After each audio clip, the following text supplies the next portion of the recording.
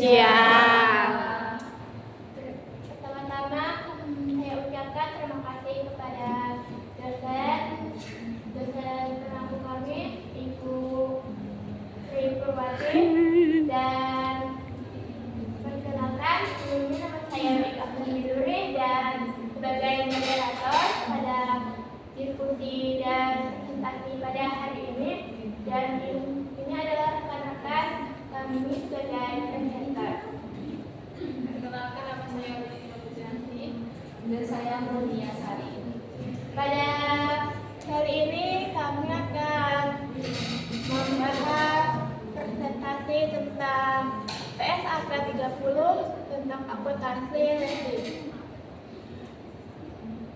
Kepada pemateri kami persilakan. Baik. Pada saat ini saya akan menjelaskan apa itu PSAK 30. PSAK 30 mengatur tentang perlakuan akuntansi untuk transaksi sewa atau leasing, baik dari sisi lessee, penyewa maupun lessor pemberi sewa. PSAK 30 dibagi menjadi dua, yaitu sewa pembiayaan finance leasing dan sewa operasi leasing. Pembedanya itu apakah secara substansi risiko dan manfaat kepemilikan aset berpindah atau tidak. Catatannya, PSAK 30 kini sebagian besar telah digantikan oleh PSAK 3 tentang sewa yang berlaku efektif per 1 Januari 2020 yang menghapus klasifikasi sewa operasi untuk leasing.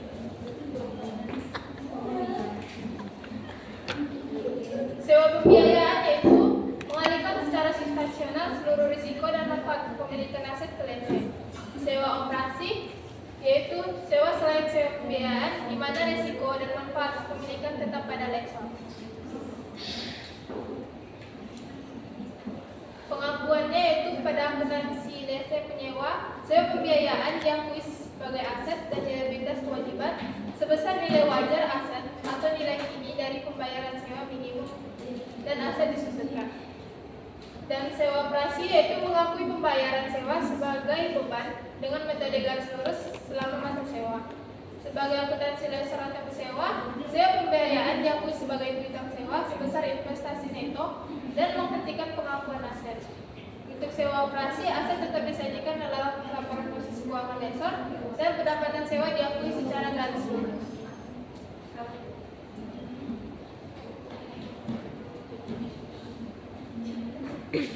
Nanti bisa di mana?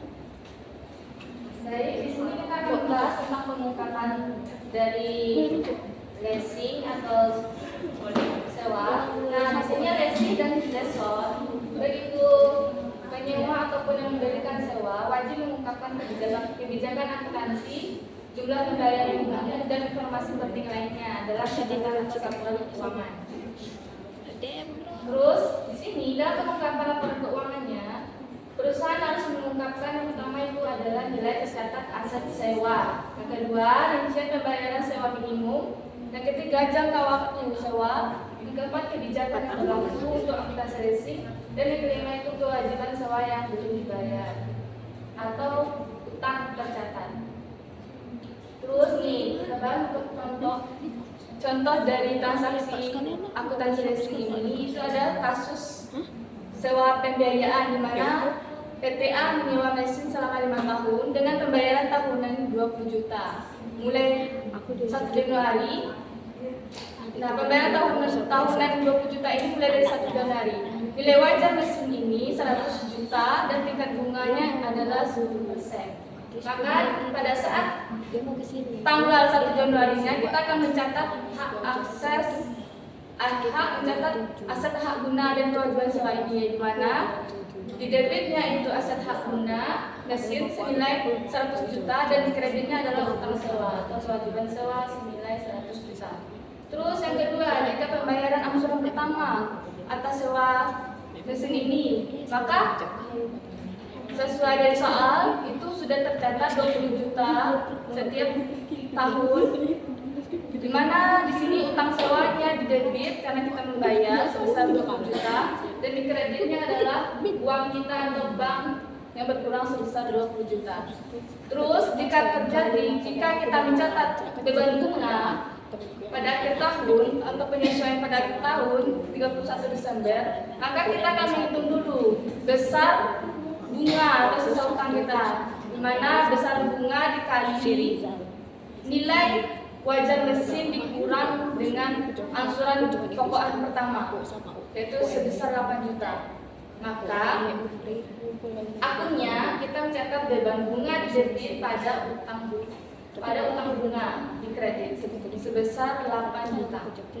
Terus yang keempat, pencatatan penyusutan asetnya untuk akhir tahun juga. Ini penyesuaian juga, di mana kita menggunakan metode garis lurus.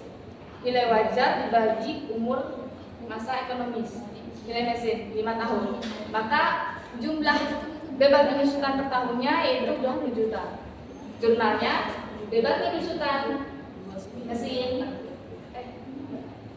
beban penyusutan mesin pada akumulasi penyusutan mesin sebesar 20 juta.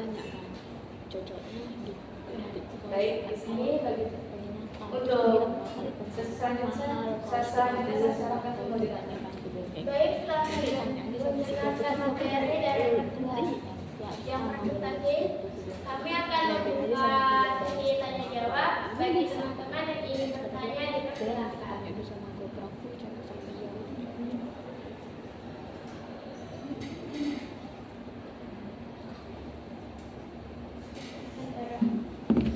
Baik, saya dari kelompok 8 ingin bertanya, jika masa sewa lebih pendek dari umur ekonomis aset tetapi nilai pembayaran sangat besar, apakah tetap bisa dikategorikan finance lease?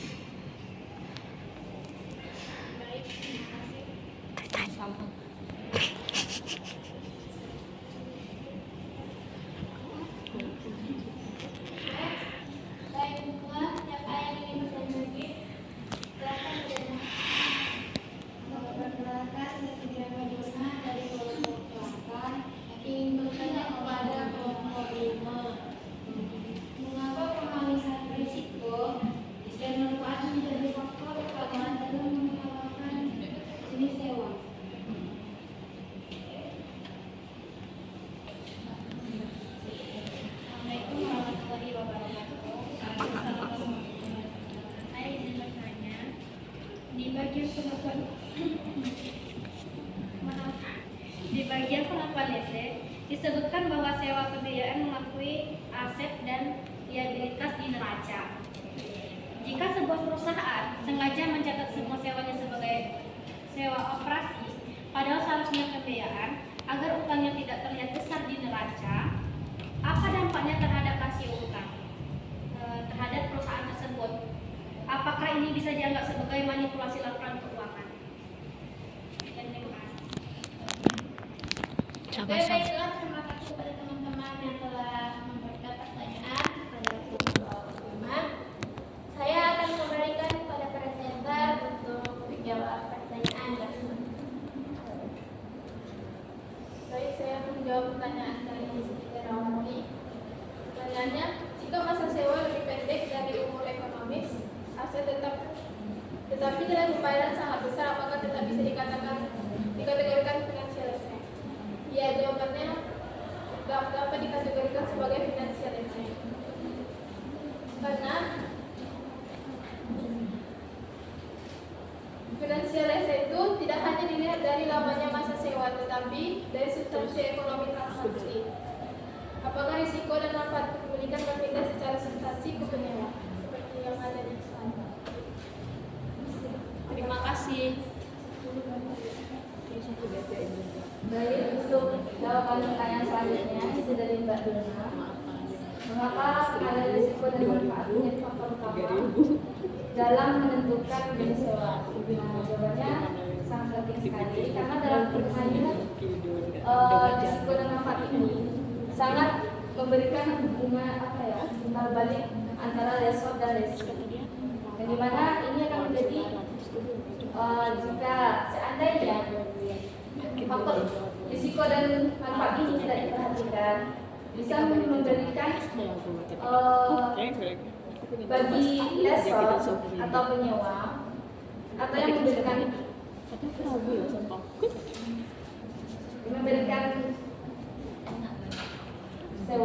kepada nasabah itu bisa jadi mengalami kerugian jika tidak ada nasabah untuk melakukan menyewa atas barang yang disewakan tersebut.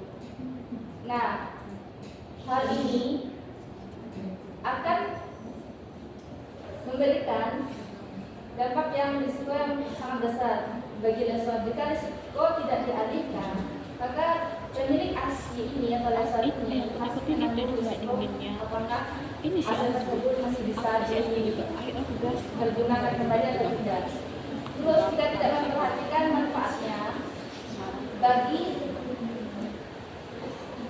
penyewa, hanya mengambil beban sewa saja. Kalau sama temanku yang dari Riau itu, Nah, terus perlakuannya dalam pelaporan keuangan itu berpengaruh. Yang pertama itu pada sewa pembiayaannya, finance biasanya itu di mana penyewa mengakui aset tak guna dan siap sewanya neraca. Sedangkan untuk aset tersebut dianggap milik penyewa secara finansial.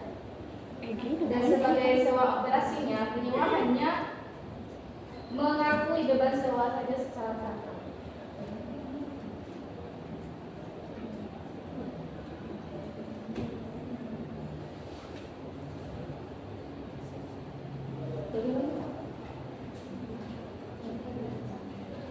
Nah, untuk pertanyaan selanjutnya itu pertanyaan dari KAI.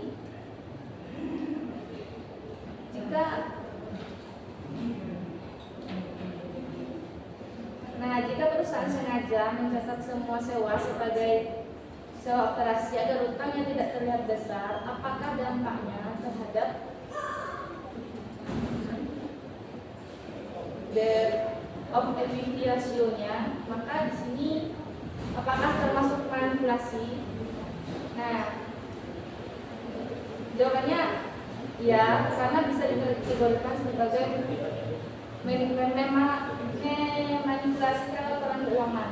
Karena di sini dalam penyusunan laporan keuangannya tidak sesuai dengan standar, itu SHK 30. Terus yang kedua juga dapat menyesatkan pengguna laporan keuangan, misalnya itu pihak manajer maupun pihak eksternalnya. Terus yang ketiga bisa mempengaruhi keputusan investor atau kreditor. Terus yang dalam audit ini bisa dianggap sebagai salah saji material, di mana di sini bahkan bisa masuk kategori fraud atau kecurangan yang sengaja. Terima kasih. Saya kembalikan kepada moderator.